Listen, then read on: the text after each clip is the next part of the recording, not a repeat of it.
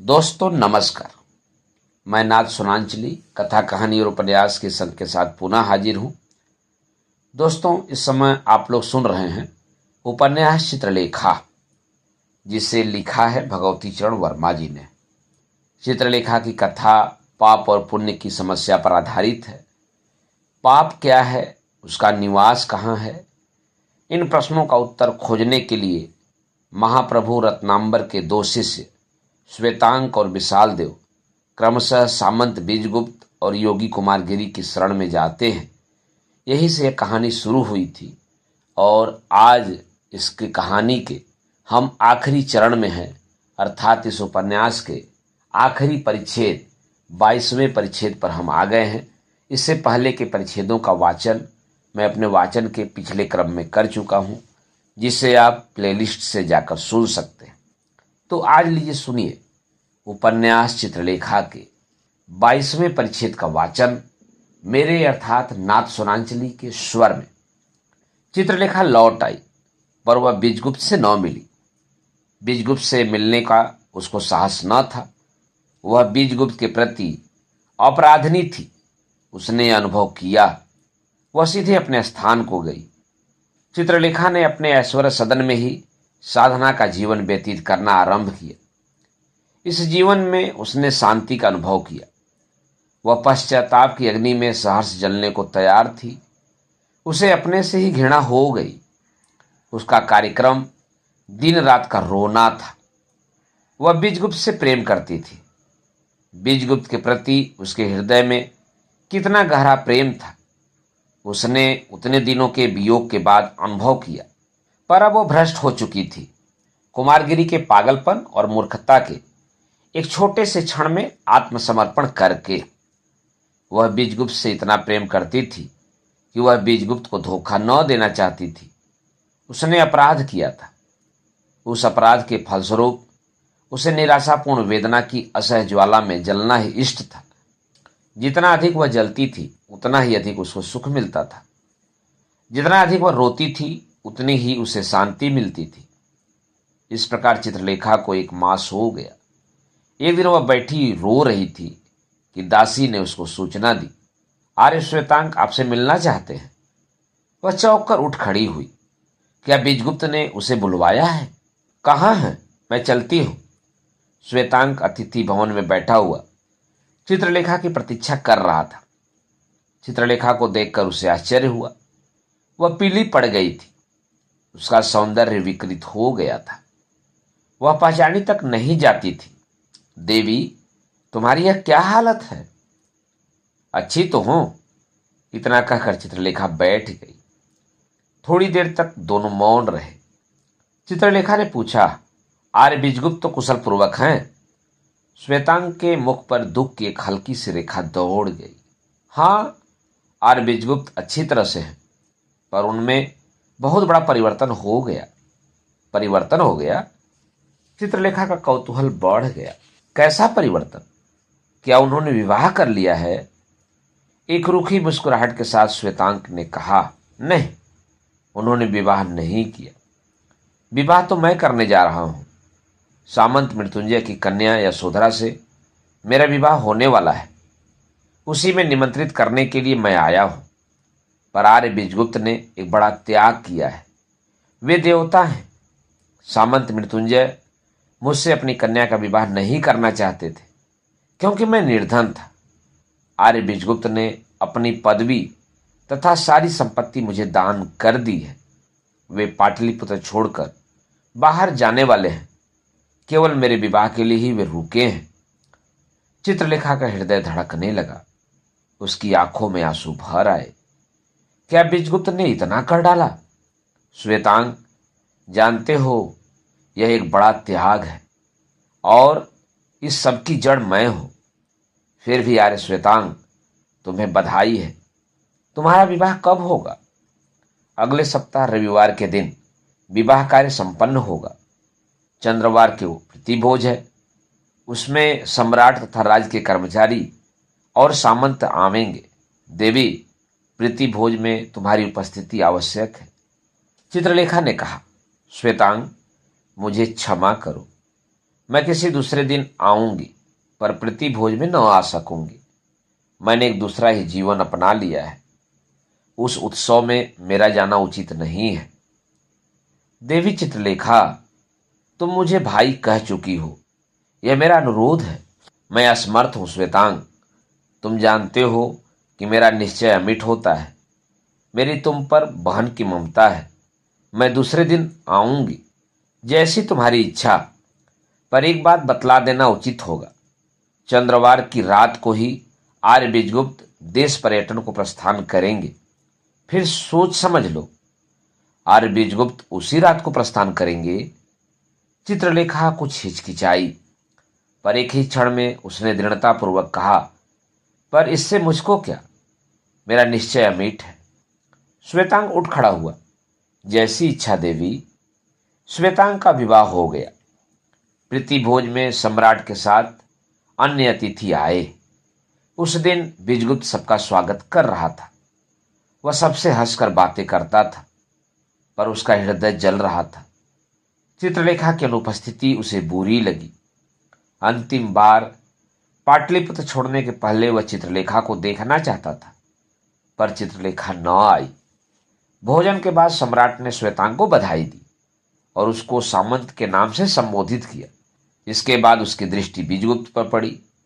बीजगुप्त को बुलाकर सम्राट ने उसका हाथ अपने हाथ में ले लिया। इसके बाद वे खड़े हो गए। सम्राट के साथ अन्य अतिथि भी खड़े हो गए। भवन में सन्नाटा छा गया। सम्राट ने आरंभ किया, बीजगुप्त, तुम एक महान आत्मा हो। तुमने असंभव को संभव कर दिखाया। तुम मनुष्य नहीं हो, तुम देवता हो। आज भारतवर्ष का सम्राट चंद्रगुप्त मौर्य तुम्हारे सामने मस्तक नमाता है। इतना कहकर सम्राट चंद्रगुप्त ने बीजगुप्त के सामने सिर झुका दिया। जितने अतिथि वहां खड़े थे, सबके सिर एक ही साथ झुक गए। स्त्रियों के बीच से हिचकियों के साथ दबा रुदन फूट पड़ा।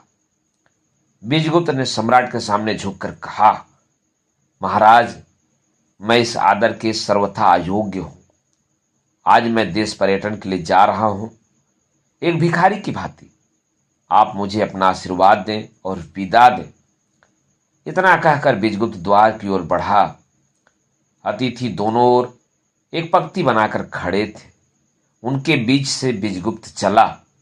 बीजगुप्त के मुख पर एक दैवी मुस्कुराहट थी। अतिथियों ने उसमें एक तेज देखा। वृद्ध से लेकर बालक तक हाथ जोड़कर खड़े हो गए।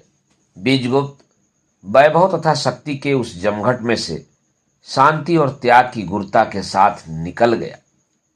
बाहर बीजगुप्त के सेवक खड़े थे। बीजगुप्त को देखते ही वे रोने लगे। बीजगुप्त एक क्षण के लिए रुका। उसने प्रत्येक व्यक्ति को देखा। इसके बाद उसने कहा, तुम श्वेतांग को मेरे ही समान समझना और तुम मुझे भूलने का प्रयत्न करना। सेवक और जोर से रोने लगे। कुछ लोगों ने एक साथ ही कहा, हम आपके साथ चलेंगे। बीजगुप्त ने गंभीर स्वर में कहा, मेरी आज्ञा है कि तुम यहां पर रहो। कोई भी व्यक्ति यहां से न चले। लोग सहम कर पीछे हट गए। बीजगुप्त चल दिया। अर्धरात्रि बीत चुकी थी। नगर में सर्वथा शांति छाई हुई थी। बीजगुप्त धीमी चाल से बढ़ता ही गया। एक भिखारी की भांति वह पैदल जा रहा था। उसके शरीर पर साधारण व्यक्ति के से वस्त्र थे और उसके पास संबल रूप चांदी की कुछ मुद्राएं थी। बीजगुप्त को पैरों की आहट सुनाई थी। धीरे धीरे वह आहट बढ़ती ही जाती थी। बीजगुप्त ने पीछे फिरकर देखा। अंधकार में उसे कुछ दिखलाई न दिया। वह और आगे बढ़ा। पदध्वनि बढ़ती ही गई। उस अंधकार से बीजगुप्त की दृष्टि में एक कपड़े से ढकी हुई मूर्ति ने प्रवेश किया। मेरे देवता! बीजगुप्त के पैर रुक गए। उसने पूछा, तुम कौन? मेरे देवता, मुझे क्षमा करो। इतना कहकर वह मूर्ति बीजगुप्त के चरणों पर गिर पड़ी। बीजगुप्त ने कर्कश स्वर में कहा, चित्रलेखा, मेरे जीवन के अभिशाप, तुम यहां क्यों आई? जाओ जाओ, अब पीछे हट जाओ। वह पीछे हट गया। अब सब समाप्त हो चुका, तुम क्यों आई हो? अपने देवता की चरण रज लेने, अपने देवता की पूजा करने के लिए। चित्रलेखा खड़ी हो गई। नाथ, मैंने तुम्हारा जीवन नष्ट कर दिया, मैंने तुम्हें मिटा दिया। तुम मुझे शाप दो, दंड दो, मुझे ताड़ित करो, पर मुझे घृणा न करो। बीजगुप्त का सारा शरीर कांप उठा। उसने रुधे हुए कंठ से कहा, चित्रलेखा, सब समाप्त हो चुका, तुम ही ने सब समाप्त कर दिया। तुम कुमारगिरी की कुटी छोड़कर मेरे पास न आई। मैं निराश हो गया। अब इस समय मुझे विचलित करने क्यों आई हो? मेरे पास अब कुछ नहीं है, न हृदय में उमंग है, न पास में वैभव। जाने दो। चित्रलेखा ने बीजगुप्त का हाथ पकड़ लिया। नहीं, मैं तुम्हें कभी न जाने दूंगी मेरे स्वामी।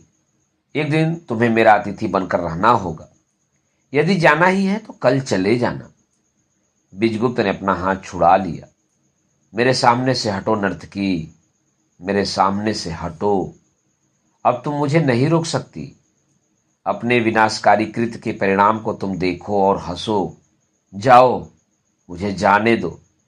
बीजगुप्त आगे बढ़ा। चित्रलेखा ने बीजगुप्त के पैर पकड़ लिए। मैं कहती हूं कि मैं तुम्हें न जाने दूंगी। तुम्हें मेरे साथ मेरे भवन तक चलना होगा। बीजगुप्त, मेरे नाथ, क्या तुम्हारे हृदय में मेरे प्रति प्रेम मर गया है? बोलो नाथ।